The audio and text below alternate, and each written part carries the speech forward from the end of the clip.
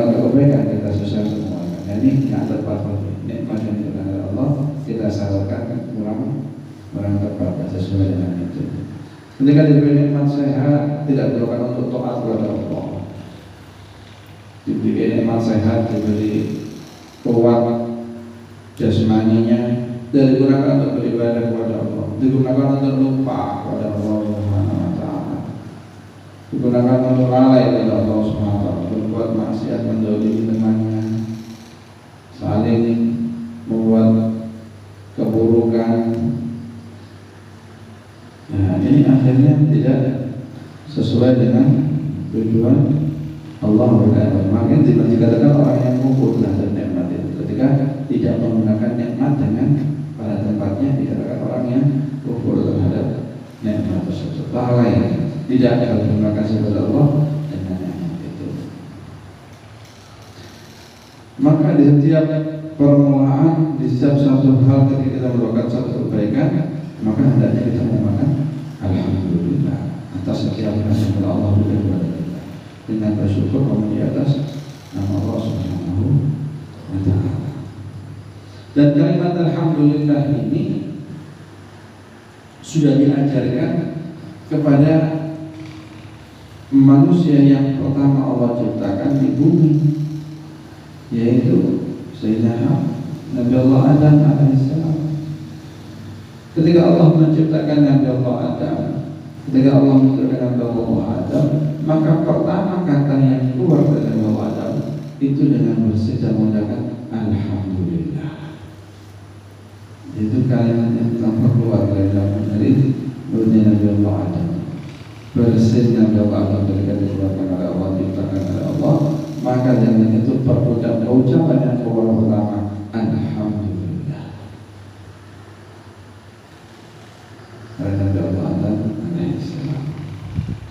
Maka kalimat alhamdulillah ini mempunyai banyak manfaat. Satu perkataan yang singkatnya tidak banyak. Alhamdulillah, alhamdulillah, memuji nama Allah. Dua kalimat saja tapi memiliki faedah yang sangat luar biasa.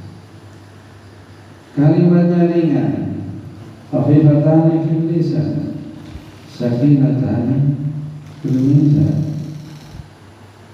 Kalimatnya ringan, di dalam bisa disebutkan, mudah disebutkan, tapi berat di dalam timbangan kebaikannya. Nilainya besar sisi Allah Subhanahu wa Ta'ala. Habibatani ar-Rahman sakinatani bil mizan.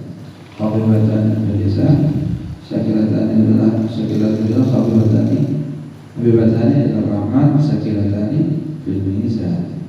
Di lisan diucapkan dengan dicintai oleh Allah, ucapannya disenangi oleh Allah dan sakilatan bil mizan, dan ucapan ini ucapan yang berat nilainya di timbangannya Allah Subhanahu wa Ta'ala.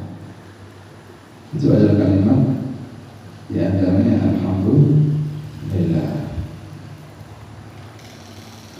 Dan kalimat alhamdulillah ini juga diriwayatkan dalam satu hadis dari Jabir radhiyallahu anhu, Abdullah radhiyallahu anhu qala sami'tu Rasulullah sallallahu alaihi wasallam yaqul afdalu dzikri la ilaha illallah wa afdalu du'a alhamdulillah. Sebaik-baiknya kita berzikir dengan menyebut nama Allah yang la ilaha illallah, dan sebaiknya kita berdoa dengan alhamdulillah. Mari kita doakan bismillahirrahmanirrahim. Alhamdulillahirabbil alamin. Allahumma shalli ala Muhammad wa ala ali. Ketika kita selesai memuji Allah, menyebut nama Allah bismillahirrahmanirrahim, menyebut nama Allah Maha Penyayang ya. Setelah kita alhamdulillah memuji atas nama Allah, atas nikmat yang telah Allah berikan. Ya, setelah itu baru bersalawat kepada Muhammad sallallahu alaihi wasallam. Urutannya begitu. Maka alhamdulillah ini memiliki keutamaan yang besar. Di antaranya termasuk daripada afdhalul doa.